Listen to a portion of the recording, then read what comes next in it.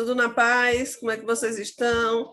Depois de um recesso caloroso aí, bom, deu para descansar bastante, né? E agora nós vamos retornar para as nossas aulas. Então, nossa aula de hoje, aula de geografia, bem-vindo à volta às aulas. A aula de hoje, nós vamos aí da página 37 até a página 48. Então, minha gente, a moleza acabou. Nada de moleza mais, o recesso acabou, já foi. E agora nós vamos estudar, né? Dar continuidade ao nosso ano letivo. E a hora de estudar, lembrando que a hora de estudar é aquela que vocês devem fazer o quê? Pegar o livro, pegar o lápis, pegar a caneta, pegar tudo direitinho para ir acompanhando e ficar em uma localização aí na sua casa legal que dê para você acompanhar toda a aula certinho para não precisar, né, se desficar em um local que é complexo, por exemplo, na cama, acaba dormindo. Então, acompanhe direitinho, certo? Acompanhe, porque vocês não vão ter prejuízo. Quem está acompanhando não vai ter prejuízo. Agora, quem não está acompanhando, prejuízo é muito grande. Então, a moleza acabou, bom retorno, e agora nós vamos lá, como eu já falei para vocês, da página 37 até a página 48.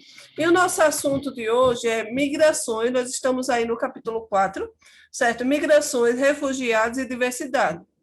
O que é essa questão de migrações? Migrações é a saída, né? Esse deslocamento da população de um local para o outro. Refugiado é quando as pessoas se refugiam em um local. Então, por exemplo, se eles estão migrando por uma questão de crise, uma questão de crise financeira, ou então uma questão de conflito, de guerra em um país, então eles vão se refugiar em outro local.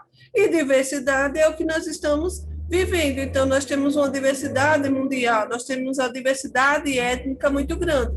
Então, nós temos diversidade étnica, diversidade religiosa, diversidade linguística, e entre outras diversidades, certo? Então, é isso aqui que nós vamos ver um pouquinho, certo?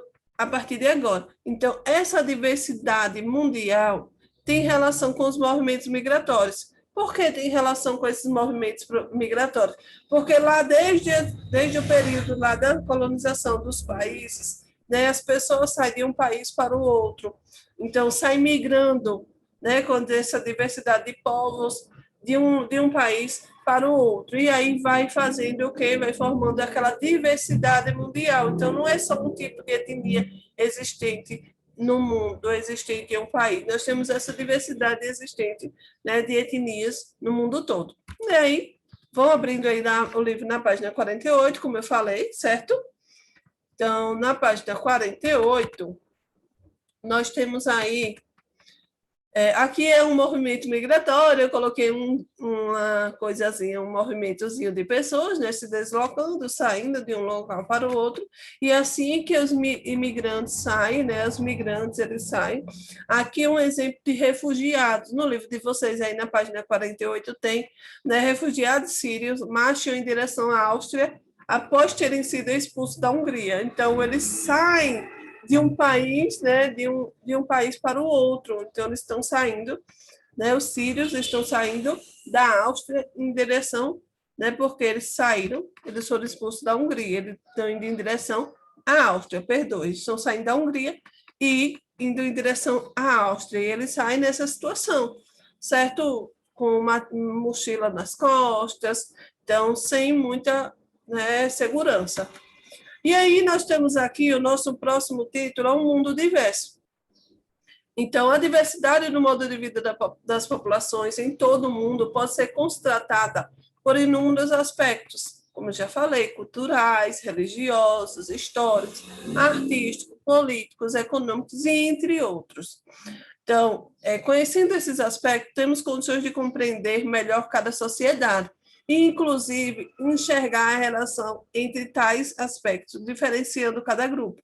As religiões, por exemplo, né, além de ter uma fundamental importância a questão espiritual, né, exercem um papel muito importante cultural e político.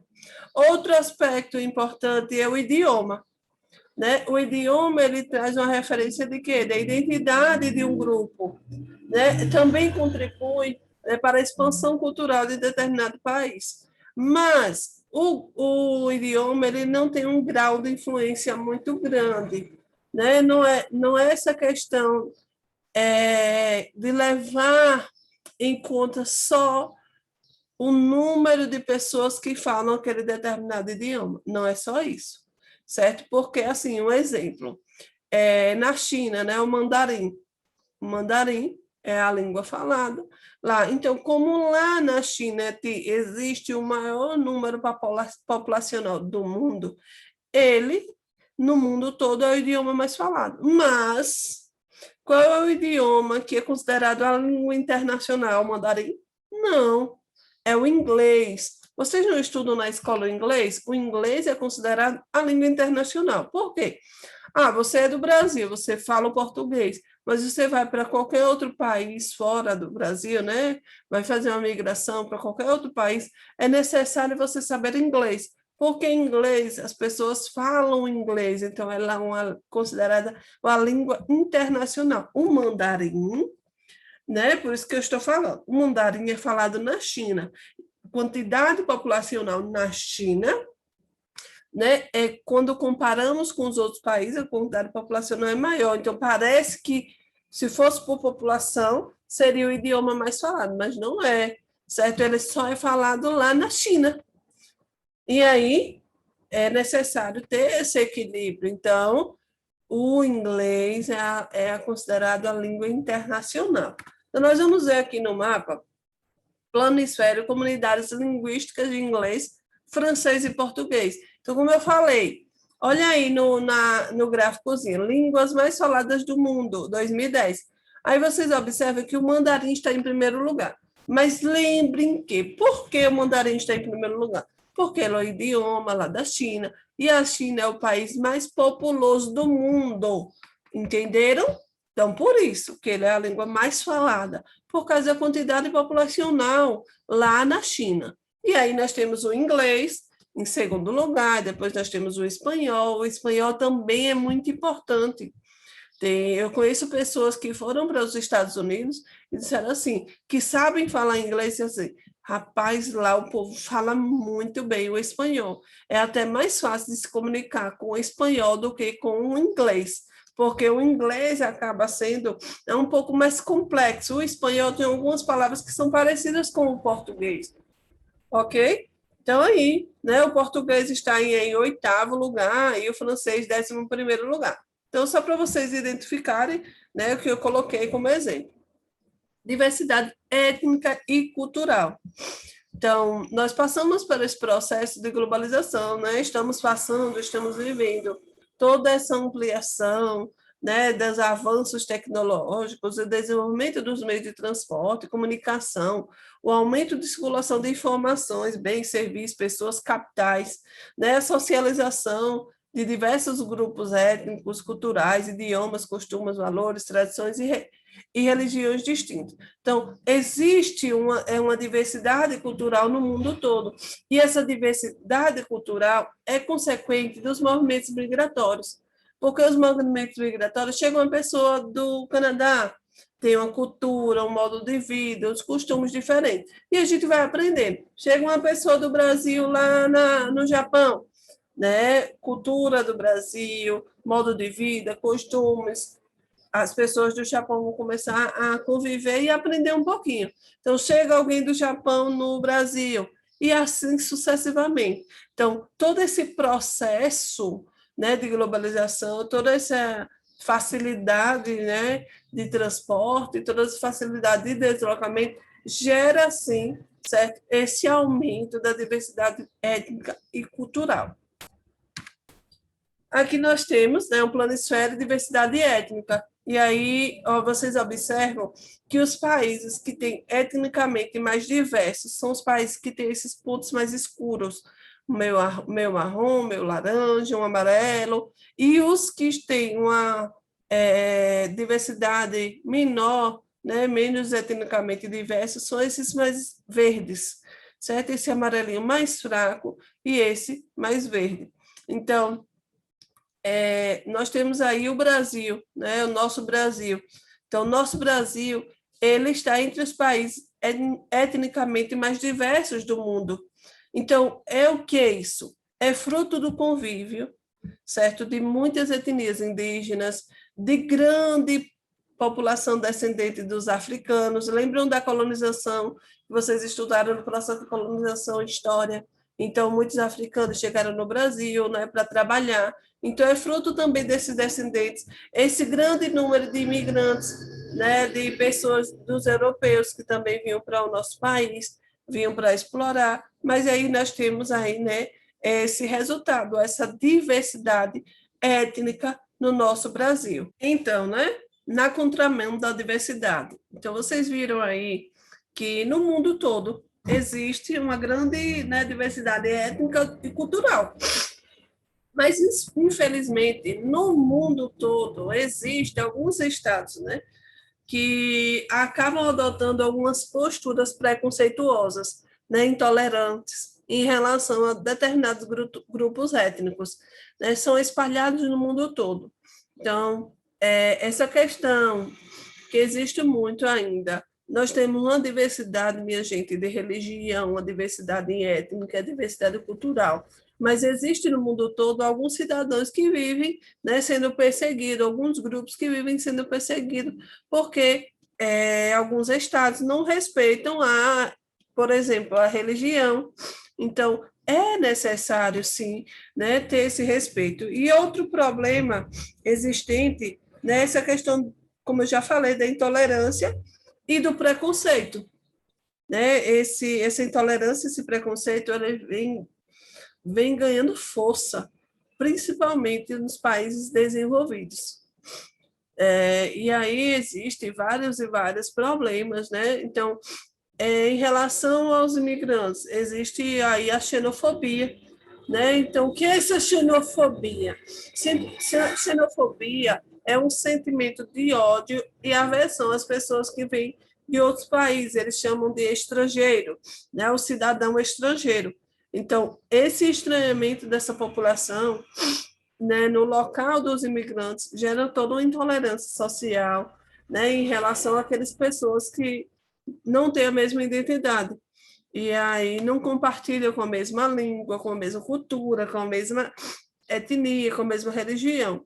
Então, existem vários e vários governos que adotam medidas radicais de restrição a essa permanência desses imigrantes, forçando a retornar aos seus países de origem.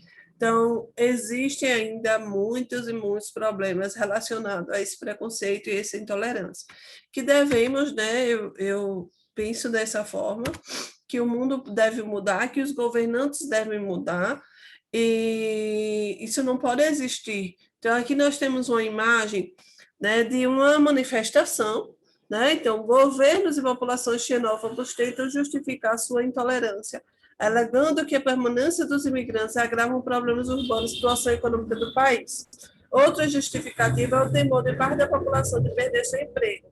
Então, vejam só, eles visualizam o imigrante como se ele fosse um problema para eles. Eles acham que os imigrantes chegam, vão tomar os empregos deles, né, que vai gerar problema urbano, vai gerar problema econômico para o país, e aí eles entram, né, fazem essas manifestações, e aqui, ó, manifestações, como eu falei, xenófobas, né, xenofobia é o quê? É um sentimento de ódio e aversão às pessoas estrangeiras. Então, eles justificam essa intolerância aos imigrantes como se eles viessem para gerar problema. Mas eles chegam em um país, né, os imigrantes, quando eles vão para um país, eles vão em busca de melhores condições de vida. Eles vão em busca, né, de sobrevivência. Tem tantos países que as pessoas passam por dificuldades, tem muitos países que as pessoas passam por conflitos, guerras, e a gente ainda observa esses problemas. Eita, peraí, que me passou foi tudo de vez o meu. Peraí, calma, pronto, estou aqui. Próximo, migrações, né? Que são essas migrações, né? São esses movimentos. E aí nós temos o movimento de entrada e o movimento de saída. Então, o movimento de entrada é imigração. O movimento de saída é emigração. Então, por exemplo, vamos dizer que Bruna vai entrar nos Estados Unidos. Então, ela está entrando naquele país que não é dela, não é de origem dela. Então, ela é o quê? Imigrante, certo? E Bruna ela é do Brasil, ela está saindo do Brasil, então ela é o quê? Emigrante. Então, esse movimento que, né, de entrada, de saída, essas migrações, elas podem ser internacionais, né, de um país para o outro, e ela pode ser também interna, que faz migração no mesmo país. Então, esses fluxos migratórios não acontecem, né, de hoje, nem de ontem, certo? É de muito tempo que acontecem as migrações. E as migrações, a maioria dos fatores é melhores condições de vida. Eu resumo em melhores condições de vida. Porque se você migra para estudar, você está buscando melhores condições de vida no futuro. Não é isso? Então, o fluxo migratório até o século XIX. Então, os fluxos migratórios fazem parte da história da humanidade, desde a pré-história, ao longo do tempo. Foram motivados pelas mais diversas razões, de acordo com o contexto histórico, social, político e territorial. A teoria mais aceita no meio científico indica que as primeiras migrações durante a pré-história partiram da África, onde surgiu o Homo sapiens, há cerca de 200 mil anos. Os primeiros migrantes teriam deixado o continente há aproximadamente 60 mil anos. Então, como eu falei, a migração ela não está acontecendo de hoje. A migração começou hoje, a migração começou há alguns anos atrás. Não, a migração é desde a história, as primeiras civilizações, lá desde a pré-história, desde quando surgiu o homem. O homem, quando ele migrava de um espaço para o outro, já era considerado uma migração, e porque não existia ainda essa normatização, né? E aqui nós temos planisférios, prováveis rotas de povoamento da América. Então, naquele período, olha, vocês observam aí, nesse período de começando aí esse povoamento do mundo todo, e aí os homens saíram da Ásia, ia para a África, da África saía para a Europa, da América saía para, né, para a América do Sul, da América do Norte para a América do Sul, e assim sucessivamente. Aí foi um meio de quê? De colonizar os territórios, e era um meio de imigração. Então, muitos e muitos fluxos aconteceram, fluxo do continente asiático, fluxo do continente africano, fluxo do continente americano. Então, essas migrações sempre aconteceram. E eu digo para vocês, os africanos, eles foram, né, usados como um meio de fazer essa migração, eles foram escravizados, eles saíam muito do continente africano para ir para os outros continentes como mão de obra, certo? Como mão de obra que era chamada mão de obra escrava. Fluxo migratório no fim do século XIX e início do século XX. E aí vocês observam a saída muito grande no continente europeu. Deixa eu grifar aqui para vocês, calma aí. Viu? Continente europeu aqui, olha a saída como está grande do continente europeu para continente americano, né, América do Norte. E aí vocês observam que um fluxo muito grande para os Estados Unidos. E nós temos aqui também um fluxo grande para o Brasil. Certo? Nós temos um fluxo aí. Desculpem, é porque eu tenho uma alergia brava, mas é assim mesmo. Vocês observam que toda aula eu estou com alergia. Se vocês observarem, sempre eu vou estar espirrando. Então, observem que nesse contexto mundial, os fluxos migratórios acontecem com maior frequência, com grande frequência. Deixa eu passar, próximo slide, calma aí. Eita, não está passando. Pronto, agora foi. Fluxos migratórios contemporâneos. Então, depois da Segunda Guerra Mundial, o fluxo se inverteu. Antes saía muito da Europa, vocês observam nesse slide, saiu muito da Europa para o continente americano, certo? América do Norte, América do Sul. E aqui vocês observam que agora, né, no movimento migratório contemporâneo, se inverteu.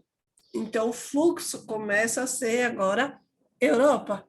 Então, várias e várias pessoas de vários e vários países começam a sair de seus países, e aí o destino agora é o quê? Europa. Em busca de quê? De melhores condições de vida e emprego. Olha o mundo girando, né? Enquanto eles saíam para outros países, agora eles recebem. Mas, como eu falei para vocês já, recebem desse jeito, com vários problemas, eles não aceitam, né, esse fluxo migratório. E aí também existe um fluxo migratório grande dos mexicanos. O México, a população do México sai muito do seu país para os Estados Unidos. Também em busca de melhores condições de vida. Minha gente, ninguém vai mudar de um país para o outro só por mudar, eu vou mudar só por mudar, porque lá deve ser legal. Não, não é assim. Né? Muda porque vai em busca de emprego, em uma vida melhor. E agora nós vamos para a nossa atividade. Então, vão abrindo aí o caderno, a atividade é na página 60. Lembrando que vocês devem copiar, certo? E mostrar ao seu professor na próxima aula. Na próxima aula. Ok? Então, primeira questão aí. Observe o gráfico ao lado e responda as questões. O chinês é a língua mais falada do mundo, porém, na internet predomina o inglês. Por que isso acontece? Lembra o que eu falei, né? Falando sobre o mandarim, que aí ele fala do chinês. O chinês é a língua mais falada, é o mandarim, né? Então, por que que isso acontece? Porque atualmente o inglês é a língua mais influente do mundo, e isso se reflete na internet. Então, o inglês é a língua mais influente do mundo. Se você sai do Brasil, vai conhecer outro país, lembra que eu falei, que eu já expliquei? Você é necessário saber o inglês é oficial. Letra B. Por que línguas como o japonês e o alemão estão entre as mais faladas se Japão e Alemanha são países populosos? Não são países populosos. Então, porque eles são países com alto nível de desenvolvimento e boa infraestrutura, proporcionando à sua população condições para pagar o acesso à internet. Além disso, são países que têm influência no cenário mundial, principalmente no aspecto econômico. Então, por isso, certo? E aí nós temos a segunda questão, que a segunda questão é pessoal. O município em que você vive se caracteriza como origem de fluxo migratório em direção a outras localidades? Faça uma pesquisa com seus familiares e amigos, procurando dados oficiais em sites de prefeituras e do IBGE, por exemplo, para indicar quais fluxos migratórios partem da sua cidade, né, partem da sua cidade. Então, antigamente, as pessoas saíam muito de Itabaianinha para São Paulo, né? E ainda existe, sim, esse fluxo migratório, mas nós sabemos que hoje é menor, porque São Paulo não gera tanto emprego como antigamente. E antigamente a industrialização era muito forte e as pessoas iam para trabalhar na indústria. Então, existia esse fluxo migratório de Itabaianinha para São Paulo. Hoje existe, sim, outras cidades que as pessoas saem muito em busca de, por exemplo, estudo, em busca de fazer a faculdade. Qual é essa cidade que as pessoas migram sempre, que vão morar lá e aí faz a faculdade e depois retorna para Itabaianinha para trabalhar geralmente aqui na cidade? Pense aí, veja com sua família, pesquise e responda essa atividade e lembrar na próxima aula, né, mostrar para o seu professor. Ele dá o visto. E nossa aula vai ficando por aqui. Um abraço, fiquem firmes e fortes, continuem estudando. Tchau, tchau!